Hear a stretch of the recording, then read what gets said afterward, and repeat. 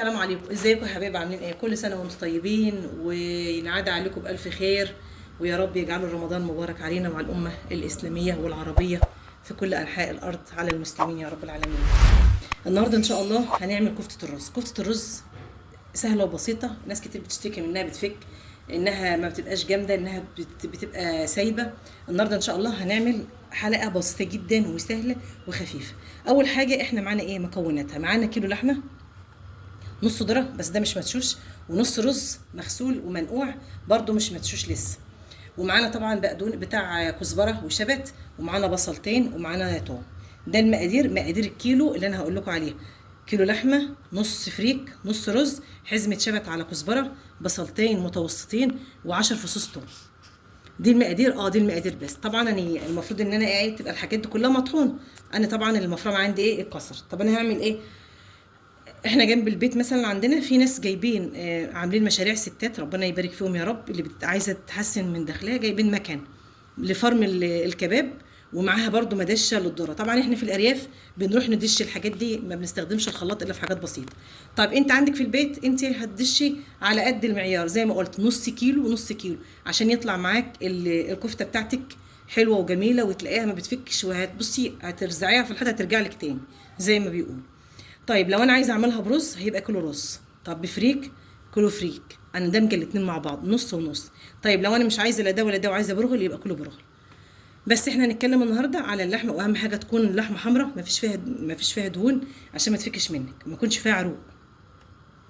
ديت مكونات الكفته بتاعتنا على السريع تاني: كيلو لحمه، نص ذره، نص رز، ربطه شبت على كزبره، بصلتين متوسطين، ومعانا 10 فصوص توم. هندش الرز وهندش الفريك، وهنفرمها. مش هفرمها انا بقى، انا هنزل افرمها، وبعد لما اخلص فرمها هاجي. احنا مش هنعملها في الحلقه دي، احنا بس هنجهزها زي ما بيقولوا تجهيزات رمضان. جهزيها وعينيها، وقت ما تحبي تشتغلي بيها تطلعي على طول الكيس وتشتغلي منه. دي المكونات الاساسيه بتاعت كفته الرز. شويه وهرجع لكم، هروح بس ادش واطحن الحاجات دي كلها واقوم راجعه لكم.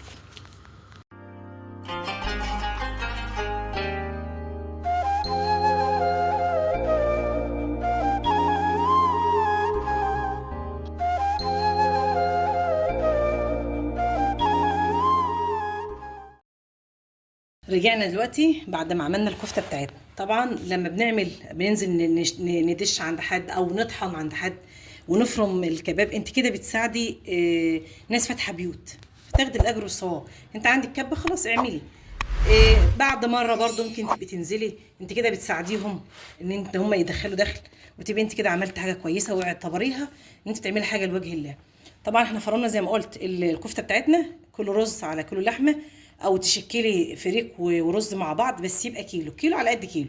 طيب البهارات بتاعتنا ايه؟ البهارات بتاعتنا معانا فلفل اسمر، معانا شطه، معانا بابريكا، معانا ملح. ده طبعا الملح ده راجع لك قد ايه الكميه بقى اللي انت هتحطيها وتحدقي براحتك. معايا كمون، معايا كزبره، معايا السبع بهارات. بس دي التوابل بتاعت الكفته بتاعتنا ام رز. حابه تضيفي اي حاجه؟ متهيألي انت مش هتضيفي بعد كده، انت هتضيفي ايه؟ اهي.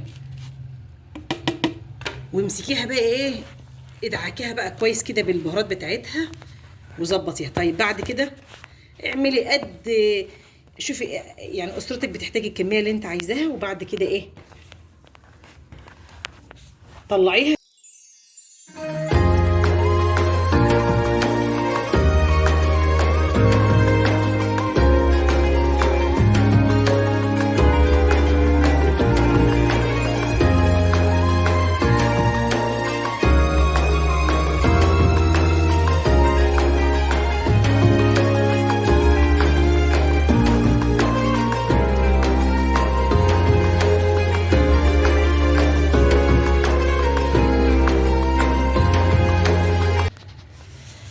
زي ما انتم شايفين كده احنا عملناها في اطباق، او تعمليها في اكياس زي ما انت حابه تحمريها.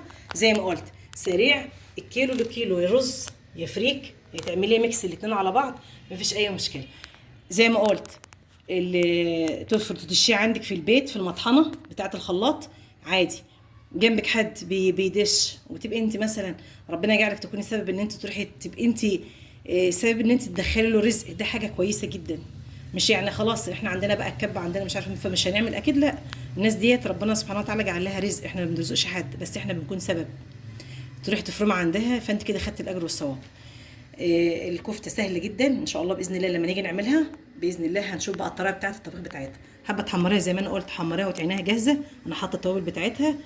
يا رب تكون حلقه سهله وخفيفه، وما تنسوش تعملوا اشتراك، تفعلوا زر الجرس عشان يجيلكم كل جديد من قناه اميره حسن.